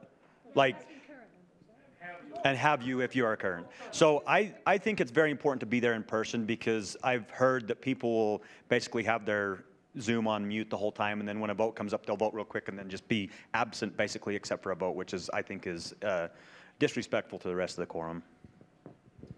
I agree. I attended all of the SEC meetings in my term in person, save the very first, because after getting elected, during the campaign and the election, we expected the meeting to be on a certain date, and it ended up being moved to a different date where I already had travel plans to be in another state with my family. But I still attended remotely, and from that point forward, in person, everyone. In person, for sure. Yes, so I am a current member, so definitely in person. I've been to every single one in person except for one because I was on a boat in the ocean, so I couldn't even Zoom in. But Zoom has been a mess, and it wastes so much of our time, and people get on there and you can't hear anything, and so there is no conversation, and we need to be able to have that healthy debate back and forth, meet each other, see each other, so I absolutely want to get rid of Zoom.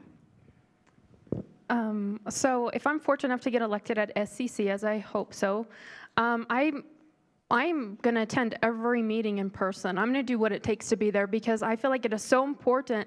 Like you're putting yourself out there. You're getting elected by the people to represent your county. You need to put in the work. No ifs, ands, or buts about it. And I can attest that as an executive committee member, like I attended every single executive committee meeting. And as the caucus vice chair, when we had our weekly meetings with like the Davis chair, the Davis vice chair, secretary, I attended those too. Always. So I would advocate for in-person always, unless, right, we've got some exceptions here and there, but very rarely. So as Senate Chair, I am 100% attendance, and I plan on doing the same if I'm elected to SCC as well. So I'm going to sponsor the bylaw that's going to remove Zoom as an option.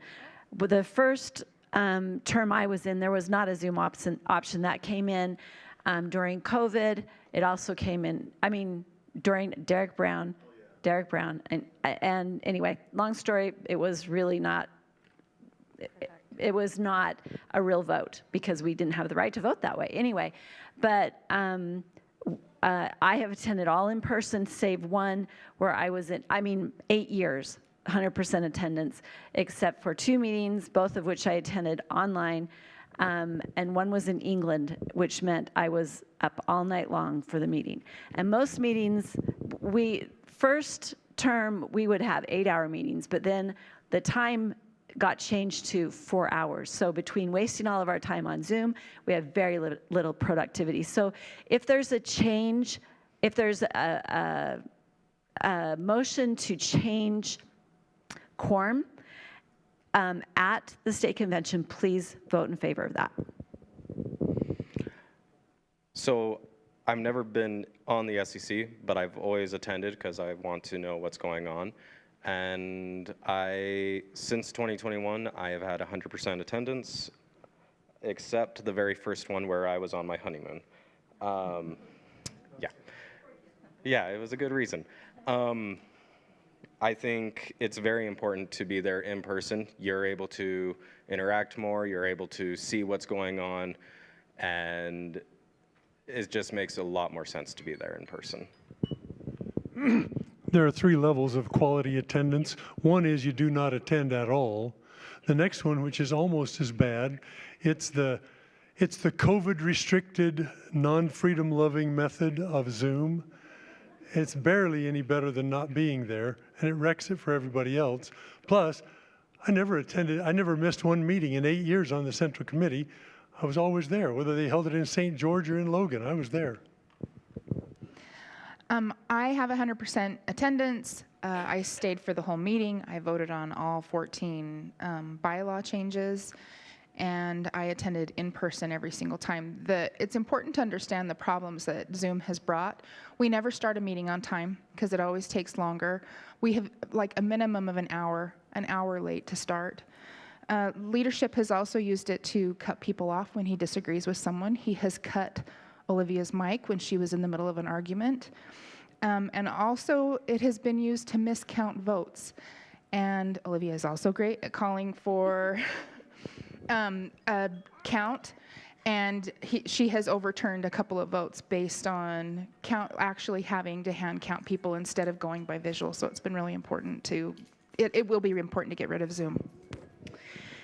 100% attendance for 4 years as a non-member of the State Central Committee, just attending to listen and learn. Then 4 years of being on the State Central Committee, first as secretary for the state party, and then the last 2 years, 100% attendance. I have been online a couple of times. One of those was calling in from my honeymoon to participate. There is a picture of me on the big screen, and my poor husband sat in our hotel room and waited until we were done with that meeting because it was so important to me that happened. Another one was I was in England. It was an emergency meeting, and it was 3 a.m. in England, and I was on there.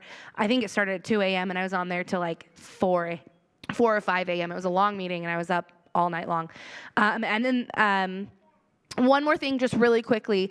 There is a Roberts Rule procedure that allows for you to challenge the ruling of the chair. And I was in the middle of doing that on an online call when the chair, Rob Axon, who's running again, decided to just shut off the mic. And I unmuted myself again and made it clear that I was calling for an appeal, and he muted it again. And that happened about 4 or 5 times before he threatened to disconnect me from Zoom. So I was not allowed my due process of Robert's Rules and the way that works because of an online attendance issue. It is very problematic. Okay, any other questions? So I'd like to ask my question again to you. What do you think about people that are registering the night? What do you think about the people that are registering the night of the caucus? And do you think that should continue, or what is your solution for that?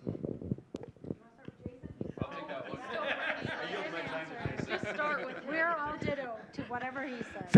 Thank you for asking that question. With respect, I have to disagree a little bit with the officer candidates. I do not believe, so let me back up. A lot of times when the question arises, what's the function of the Republican Party? You'll mostly hear to elect Republicans. And you'll also hear a lot that, we want to grow our party by including more people. But I think both of these ideas are a little misguided. Our main function is to implement Republican principles. It does us no good to elect people with R's by their name if they don't espouse our principles. And so I think that we need to shift our thinking a little bit and realize that what we're trying to do is implement principles. We're not trying to get people elected. And I have a bylaw already drafted to restrict some of the easy paths that people have to infiltrate our party, including registering on caucus night. Now, I'm not so opposed to registering if they want to register. My bigger problem is that they can show up on caucus night, fill out the card, and then become a delegate. And then they're voting in these races, electing our officers who control our processes and the way we nominate candidates. So I think what we need to do is enforce some rules that say, look, if you want to be a delegate in the party and a voting member in the party, you've got to be registered as a Republican for 2 years. And you can't be voting and campaign, well, I don't think we can enforce the voting, but you can't be publicly campaigning for Democrats and advocating for democratic principles. And if we are able to codify those things into our bylaws, then we empower all of the delegates in our party and officers and everyone who's acting within our party to police it. And when you suspect somebody, you can report them to rules chairs, and we can revoke their ability to vote in delegate races. I think that's it. Does that answer your question? I yielded my time. No, me too. No, my time. I have to leave, so I'll just quickly. You go, Susan. Yeah, I'm sorry. I'm in charge of in fact, Terry's got to go too, and a Lincoln Day dinner after meeting. So I think the best solution is go ahead and let them register the night of caucus. Yeah, we want you to register, but you just can't vote. You can participate, you can be involved in the discussion, but no voting that night. We'll put you in the system next year, but tonight you can't participate in the vote. So that's my, Yeah, I was just going to say, we sometimes believe that we need to have more people voting.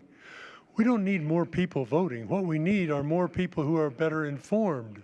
So if these people were well informed, they would have been registered already. They're obviously not well informed. No need to make provisions for them to jump in our party when they're ignorant. The fact is, we need to have more informed voters, and restricting a little bit who can jump in at the last minute just helps to keep a wiser voter base. I'll send it that way in a second. I think being able to do this comes with access to data, and that has not been readily available for people running caucus, and that becomes difficult. People need to know precinct chairs need to know who's in their precinct. They need to know. They need to know when they registered as a Republican. And people voting for delegates need to know. They need to know when they registered as Republicans too, because I believe the law states, like, there's so much that the Republican Party under bad leadership has given over to the state, and we need to take some of those back. Just like the state government hates the federal government overstepping, they've overstepped cities, they've overstepped counties, and they've overstepped their role in the party. I have an answer, and then I'll hand it to you. I think that yes, no, we shouldn't allow for registration with a few exceptions.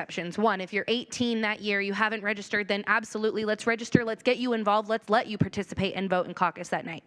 If you, I think that is, or if you're going to be 18 by the time you can vote in the general election, then you are a valid voter and you should be able to participate in the process. I think the other exception that I would make is that if you are a registered Republican in a different area and you've since moved, and you can provide some proof that you've moved. So you bring your current registration and maybe your lease or a bill. I had to do this last year. I had moved and hadn't been able to change my registration in time to be on the list. So that was my way to be able to participate this last time. Okay, I want to say, the one thing I think we need to do to improve is, well, data is a huge thing, and frankly, the Republican Party needs to be a data center. We're only as powerful as the data that we have.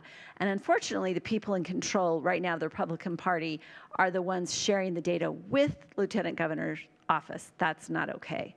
And to be able to alleviate all these problems is we need to communicate with the people whose information that we have so it's less of a problem.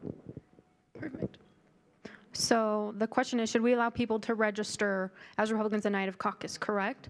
So I have some mixed feelings about this, because as a caucus vice chair, I was prepared for this, and I did my best to train all of our delegates and our precinct chairs, the precinct chairs, on how to handle such situations.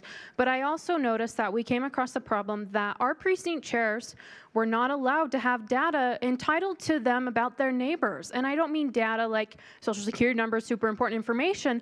It's the basic voter information that is public information for everybody to have. So I helped pass a bylaw stating that at the next caucus, the precinct chairs will have access to that data, no ifs, ands, or buts about it, so that they can vet their neighbors and they can encourage them to come to caucus. They don't want their Democrats to come to caucus. I agree with that. But we want the unaffiliated people and we want other Republicans to come to caucus, but we can't do that if we don't know who they are. So.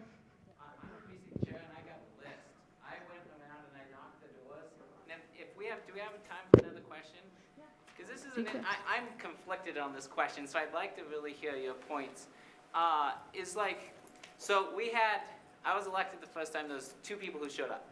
I worked really hard and I got 6 people to show up, which is good. Like, I'm actually happy that I got some people to show up. But I went around and I knocked on the doors, I got the list. Like, what can we do to encourage more people to participate? Or are we okay with people not participating, not showing up? Because we want the educated people, because to some degree that makes sense. Like, we only want people who really know what they're doing to show up and participate. But where's that balance? Because I do think that we need to educate people. So, like, what are your thoughts on that? Like, getting people to show up, educating people, getting people to participate. So I feel your pain. I was elected unanimously by 6 people to be a precinct chair. But I feel like, or I think that what should happen is we should let them know there's a caucus night. If they show up, great. If not, they can't say, well, I didn't know, right? So if we as as precinct chairs do our job, let them know, hey, there's a caucus night and it's at this location this time, and they don't show up, that's their problem, not ours. And if the informed voters show up, we will have a more informed party and elected officials. Yeah, that can be a double-edged sword, though, right? On the one hand, I agree that we want the people there that want to be there, people that are informed enough to know, hey, caucus is happening, and understand what it is, or at least be, curious about, hey, can I get involved? But then you do have, on the flip side of that, then you could have people that really want to be there, like this past caucus, because they're Democrats and they want to affect the outcome of what we're doing in the Republican Party. So on the one hand, I think I don't think we need to drag people there kicking and screaming, but I also think we need to have some of those protections in place so that people can't show up. As I mean, I had neighbors that I know full well are Democrats show up and cast votes in our caucus this last time, and I screamed and argued and fought against it. But we have to move away from the notion that we are government. We're not government. A lot of our meetings are conducted in a way that's very similar to government, and that makes us think that we're government, but we're not government. We don't owe access to everyone. We want people here that share our beliefs, that share our principles, that are ideologically similar to us and espouse those same Republican principles that we do. I think it goes back to education. I mean, I had to be educated about how things work. I think at this last caucus meeting, there was the presidential straw poll, and so we had a lot more people show up. But I think we just educate our neighbors, and it's a long process. Sometimes it just, like you said, you got from 2 to 6 in 2 years. So that's a good thing. But I think the more we educate, the more people will want to come. I mean, the community makes it really easy for people to come because everything is shut down. So I think education. Yes, definitely education. And those 6 people who came maybe are really, really intelligent on the issues, and that's fantastic. I had people come to my caucus, which I ran, who were Democrat, my neighbors who hate me, and they came to vote me out, right? So that's a problem. So I'm not dragging everybody there either, but I'm happy to tell people when it is, come if you can, and then educate them. And always be in contact with your like-minded neighbors. I think that's important. So I think it comes down to the basics of community relationships. If you're involved in your community and you know who your neighbors are, right? Usually religion is a good stronghold in that, but I understand that there's people that aren't part of religion or other religions, which is fine. There's still a community there. And then there's other activities that go on so that people can be part of communities in general. I would say the Republican Party is a community in itself, and as long as we put ourselves out there, like what happened to having like barbecues in your backyard on a summer night, inviting all of your neighbors? What happened to, you know, having, I don't know, any type of event like that, and then telling them who you are, getting to know them, and actually cultivating those relationships with those people. They don't have to be political. They can be personal. They can be whatever you want to make it. They can be professional. But in general, I think as long as we can strengthen those bonds with the people in our community, we'll be able to strengthen our party via the caucus convention system. So I really love what you say that you did. I have a vision of precinct chairs, legislative district chairs, really trying to educate the people around them. And you do it through community events. That's really what the Davis what the Davis County Conservatives are all about. We are trying to wake people up to what is going on. We're trying to inform people that you are losing your freedoms. We're trying to inform people that your children are going to public schools and being indoctrinated and exposed to all kinds of filth. You know, we're trying to educate people, and it's an uphill battle, and we do not have the media on our side. But I do love your efforts. If we could all do that, if we could just by word of mouth reach out to other people, that's how we grow our numbers. And, you know, tell people about what we do here. And I will tell you that, sorry, Don, the Davis County Conservatives has turned into the Weber County Conservatives, to the Cache County Conservatives, to the Salt Lake County Conservatives, and Washington County Conservatives. So it is a movement that is happening. So I have actually had the same thought with Brashana, but kind of different, with like putting up flyers of like, okay, the weekend before caucus, we're doing a potluck style barbecue, and this is promoted to talk about caucus. If you are interested, please bring something and we can talk about it over dinner. You know, it's just to strike up that conversation. To also, to touch on what Jason said about the Democrats, that's one of the reasons why I feel that caucus night should, you know, be a way to separate the wheat from the chaff, so we don't have that. And if people are truly interested, this is a way for them to participate and for them to learn the process. Thank you for being here tonight. I yield my time. I super appreciate members of this church. Really, you guys have been doing some big things and making bold statements just by having conversations about politics that everybody seems to be afraid of. I think there's a fear of, oh, what is going to happen if we disagree? Well, guess what? You learn more about the person that you're talking with, and it is okay to disagree. When was that not okay? When did that not mean, hey, we probably ought to figure out that I love my kids, you love your kids, they love their kids, and where can we agree, and how can we understand them better? But we need to be having more conversations and better debate instead of silence. Amen. Any other questions?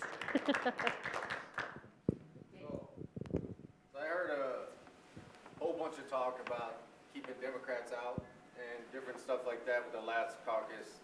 The biggest thing that was disturbing to me during the last caucus was there were a tremendous amount of people still interested in Nikki Haley and not Donald Trump. I wasn't worried about Democrats infiltrating the Republican Party. I was more concerned about I voted for Nikki Haley. Like, I thought she was a great candidate. Boom! That's okay. We can have this debate, and I'm happy to have it. So I don't know what your question is, Dave. Do you have a question? Do you have a question with what you're saying? Yeah. Yeah. What do we? So how do we get on the same page? We can't enforce. So I think a big thing, you know. So I think kind of to address your comment, and then we can all kind of go through and address that. There are people that I know who voted for Nikki Haley but support the majority of our platform. And if you support our platform 80% of the time, like Ronald Reagan said, then you are a friend, not an enemy. Now, there's certain planks on our platform that I think are non-negotiable. I'm sorry, if you support abortion, you're probably not a Republican, right?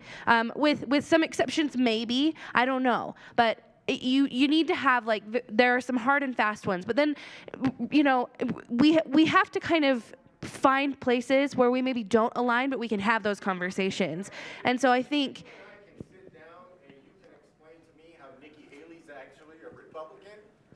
Well, I didn't vote for her, so I'm not going to sit there and say that. But for those that did, I'm not going to immediately just shut them out, you know? I think the thing that we need to remember is that if there's someone who voted for someone we don't agree with, but they can defend their position with information and education, then there's someone that's worth listening to, and I don't want to shut us out. I think that's part of the infighting that's been going on, is that there's so many people who are so set in their ways that they're not willing to listen to another perspective. And so I want us to be able to be a party that aligns with our platform. I promote and push our platform, but I don't want to shut someone down just because they don't necessarily agree with everything that's like me. And so I think what you're saying, and I'm not saying that's what you're suggesting at all, but I think we need to be able to have those conversations, and I'm not the one to be able to explain, you know, a specific candidate, but that's my feelings on it. We're a party of free thinkers. We respect each other. We respect each other to think the way that you want to. I personally voted for Donald Trump. He is not a perfect candidate by far, but I voted for him because I knew that without him, we would be in World War III right now. So, no, that's okay. If we're talking about who being a free thinker, well, a Democrat is somebody who's a free thinker. They're just the same. All right. So Right, but there will be one. Same page, then let's be on the same page. Well, that page is the platform, and there's different interpretations of that. But I know that there is a reason why you believe in Donald Trump, right? I believe that we are out of war right now, and I know that there were things that made Nikki Haley not the perfect candidate, and I think Don has a comment. Oh, time. I know, but I know you want to make a comment too. In my 25 years as a conservative Republican, I have found we don't agree very well. We tend to eat our own.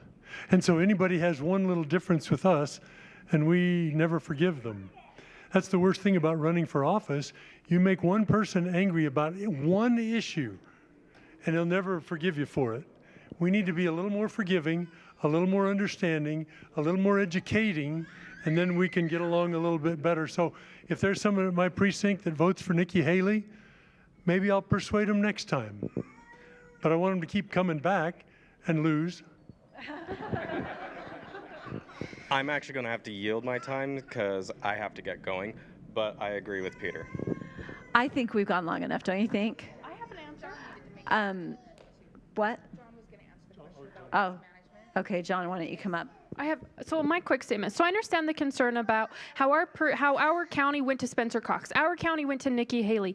Well, you need to understand the culture of Utah. We had the strongest, I was looking at some data for school a couple weeks ago. You need to understand that we have a very particular culture here in Utah, and we had the strongest voter turnout of any Republican when Mitt Romney was running for president. We had 80% of votes turned in, and you can assume, even though we've had an increase in population, that those people are going to like people like that. Donald Trump is not like Mitt Romney and what he thinks and his etiquette. Neither is Nikki Haley, right? Because they just don't like the abrasiveness, but also Utah's culture is much different from New York. So we just need to be able to have those conversations, but convince them why our candidate we like is better. Okay, we're going to call it, okay? Except for we're going to give John a few minutes. He has a couple of important issues. Okay, thank you. It was really a great conversation tonight. Just one thing, there's one problem that I have in politics, and that is when the legislature or anybody else, like House Bill 499 says that we don't have to have a public meeting, we don't need to have public scrutiny. And they can do that. They did that on the homeless shelter, and then everybody got mad about that because nobody knew what was going on. I have another issue with Layton. So Layton City right now is going through a big issue. I don't know if anyone's been to the landfill in the last week, But Layton City sent a letter to the Davis County Commissioners, and they were a little disingenuous about it. They said that they wanted to show us the respect and tell us about it first. Well, Alex Jensen, who's the city manager for Layton City, who makes $250,000+ a year, one of the highest paid city managers in the state, he kind of runs the Layton City Council, and he kind of tells them what to do. So they have been lawyering up, and they have been avoiding all their public meetings. So Layton City residents don't even know about it, but the Layton City Council sent a letter, and it was signed by all the city council members and the mayor. The mayor was reluctant to sign her name. She didn't want to do it, but kind of had to at the end.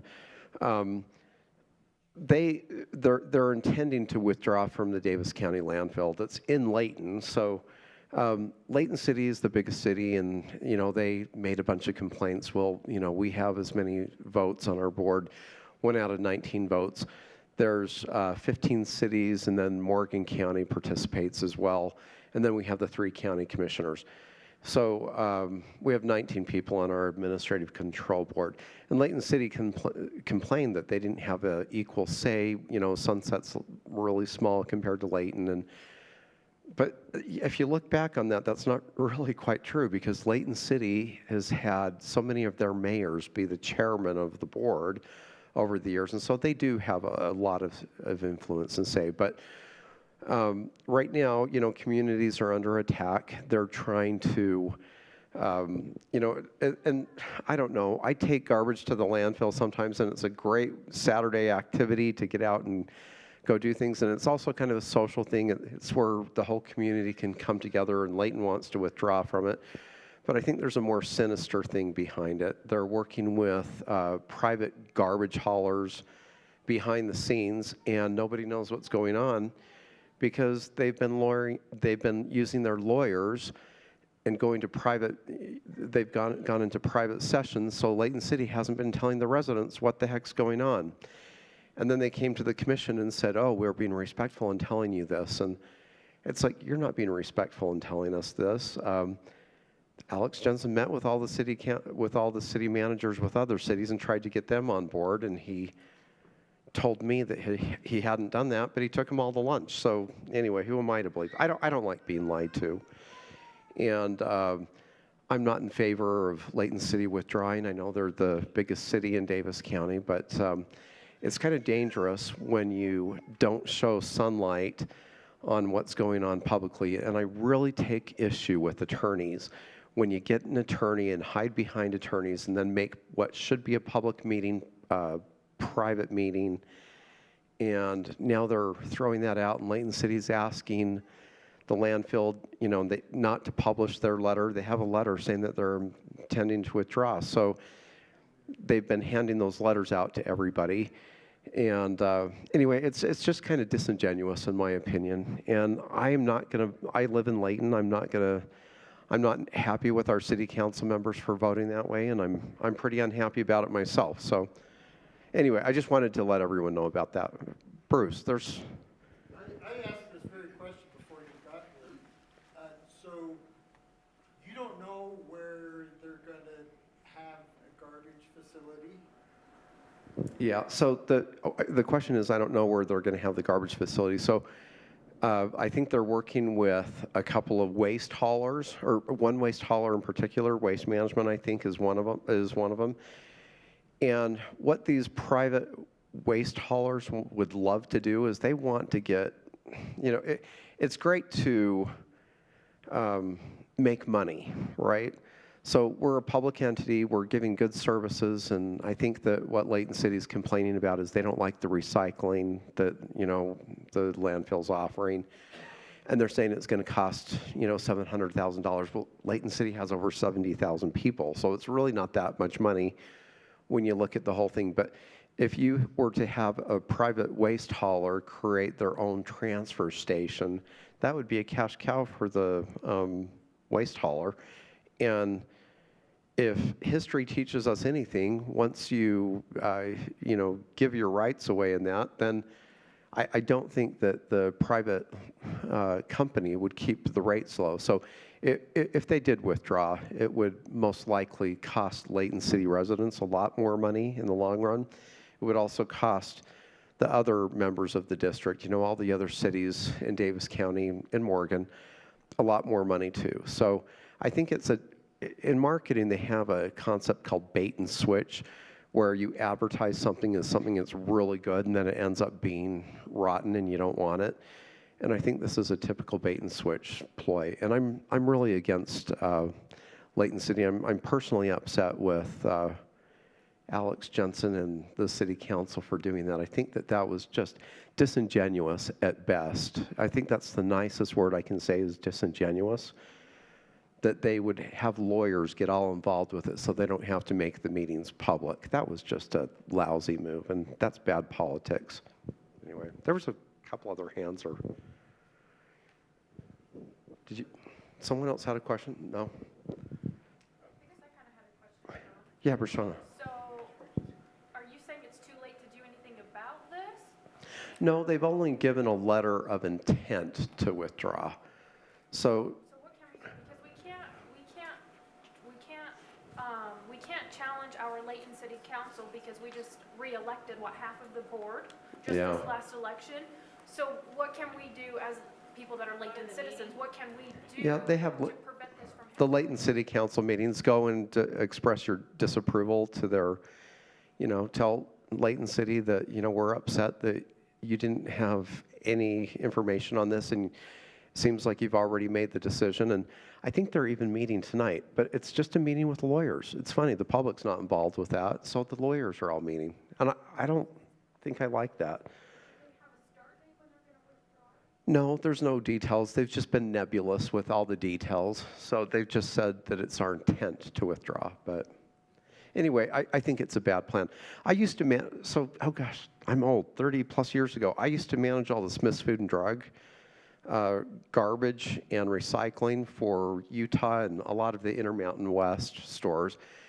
And I saved a lot of money going through all the waste bills and just, making sure that they weren't charging us extra money and stuff. So I have a lot of experience with waste management and Republic and all the other waste industries or waste companies. So when I hear about a public entity or Layton City trying to, break away from something that's working really well and serving the taxpayer well, it makes me really cautious and concerned about it. So guess what? They had cardboard. It was $200 a ton, and it dropped down to $50 a ton. And we had a contract, and they said make it profitable at $50 a ton. I couldn't do it, but we made it profitable at $70 a ton, and the price had been cut in half, and it was basically just cutting all those unnecessary waste bills and stuff. So I know the tricks and the sneaky tactics to make money, and I'm really kind of alarmed about it. I'm more alarmed at it because the public's not involved. And I think it's really bad policy to lawyer up if you're a public entity. I'm kind of disappointed with Alex Jensen. I mean, he makes $250,000 a year plus. He should be better. And, I know he's got a strong personality. Some people say a strong personality is something else, but I don't know what other word you use to describe it. And I know he had some conflicts with the current landfill director, Nathan Rich, who's going to be leaving anyway. He's retiring. But I think it's a mistake. I think it's a mistake when you take a public entity that's serving the public and you try to privatize it for profit where it doesn't serve the residents. And one other thing, real quick. I have to say, see, I'm a politician already. You can't take the microphone away from me. I'm really concerned about some of our local Davis County politics. We have some people that are up for election pretty soon. 1 year, 9 months away. They didn't show up to the Lincoln Day dinner. And I think that we need to remember who, support. And I've even had local officials that are complaining that, or locally elected Republicans that have told me personally that the Republican Party's off the tracks. And I'm like, what do you mean we're off the tracks? What can you specify or give specifics? And they don't do that. So I think that this next round is going to be particularly important. We've got Bob Stevenson is one of our commissioners. He's not going to be running again. His seat will be open. Lorraine Kamalu, I think she's running again too. And not saying anything to her, but I get really panicked when I'm sitting with somebody that's supposed to be a Republican and they're bringing up all these Republican principles, just basic principles, not the Davis County platform, the national Republican platform, and they don't applaud for one Republican principle. That makes me a little nervous too. And then we've got our auditor, Curtis Koch. He's our elected auditor. And then the commission went ahead before I got elected and changed him to controller. I guess it boosts his ego a little bit. He's up for election. So we got Brian McKenzie. He's running again. And yeah, and I've actually already had some pretty severe disagreements already with some of the people. Not naming names, but it's funny you mentioned that name. But I've got some issues, and I kind of went into the commission, and a lot of people didn't like me at the outset without even knowing me. So this is important. This is important to get good people on. And maybe you could run for one of those positions.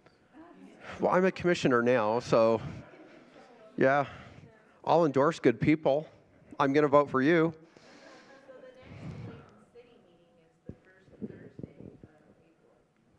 Did everyone hear that? The next Layton meeting is the first Thursday of April. Claude. Oh, did everyone hear that? Changed from April 3rd to April the 10th, Claude? Yeah. Okay. And it's at 7 o'clock p.m., is that right? By the way, Claude, I am voting for Claude. He might be running for city council. I don't know, right? Maybe? Okay.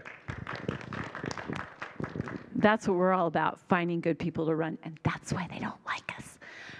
Peter, why don't you talk about, really quick, Davis correspondence? Davis correspondence is beginning to gain a little bit of visibility. There is an issue that came up. There's an issue that came up at the shooting range, and the volunteer association that's been running the shooting range for 40 years is out of business there, and the county now wants to hire people and pay our tax money to run the range where we used to get that service for free. So I've got an article coming up in the next newsletter that will talk about that. And if any of you have articles, issues that you're aware of, if you've attended a meeting and would like to write a short article, send it to me. The email address is daviscorrespondence@outlook.com. Thank you. Claude? Oh, does anyone see the donation can anywhere? It's where? Claude, what did you say?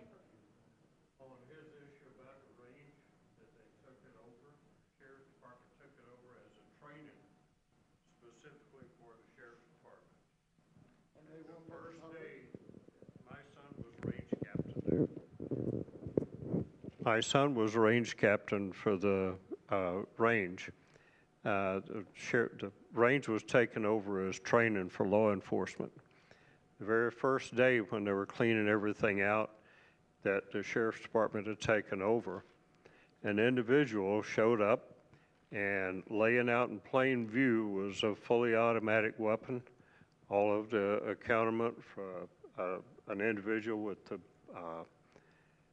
the vest, the helmets, and all protective gear, unattended and nobody within 100 yards of it. Pictures were taken of it, even though some people say it didn't happen. My son was the one that took the pictures. He was the range captain. And now you say they're trying to privatize it. So they took it over. Governmentize it. Governmentize it, yeah. People to run that range. And of course, the bureaucracy that goes with civilians can only shoot on the weekend, and police can only fire during the week, and there can't be any mixing and sharing. All of that has worked well for 40 years without any accident now has to go away to bureaucracy. Yeah. Because they conducted an audit that found the audit wasn't satisfying. Did the private entity go out of existence, or did they get audited out? They're still around. They're still trained. They could do it. if the county would let them. But they didn't pass the standards of the bureaucratic audit, and so the county says, oh, you gotta meet this and this standard. I mean, like instead of having annual dues to fire at the range, you gotta be able to charge people a daily fee. Instead of letting the Boy Scouts come shoot for free, you gotta have everybody pay when they come. I mean, we've been working along really nicely for 40 years, and now we gotta get bureaucratic about it. And whose standards are those? Those are the standards of the county auditor, because the county commission asked the auditors to audit the shooting range and see if they're meeting their requirements. That's Curtis Koch, right? Yeah, Curtis Koch. And it happened without my input. Yeah, that's before John got on the county commission. December. Okay, just a couple of things. We've given you lots of reasons to know when your city council meetings are and to go to those meetings. And if you go and if you find something out, write up a little article, get it to us. We'll get it in our little newsletter because we need to let people know what's really going on. The media is not doing that. It's very important. Don, I feel like you have something you want to say. Are you good? Okay, so yeah, you know, I used to read to my children one of the Bernstein Bears, and in this specific story, it was about mom and dad going to Meetin. And, you know, that's what this is, going to Meetin. Your children need to know that you are involved in your community. Bring your older children. Help them understand what it means to be involved in the civic responsibility of your communities. Literally everything depends on it, because a strong local government is the keystone to preserving freedom, and letting people know what happened is absolutely essential. I'm very impressed that you are all still here. I commend you. So please go on your happy way, and remember, Monday and Tuesday, another Meet the Candidate. But you've already done your due duty anyway. And our next meeting is the 10th of April. That will be at the Data Republican. It's going to be a fascinating night, so you make sure you want to come back for that. So thank you, everybody. We need to exit the building quick. These people up here want to go home.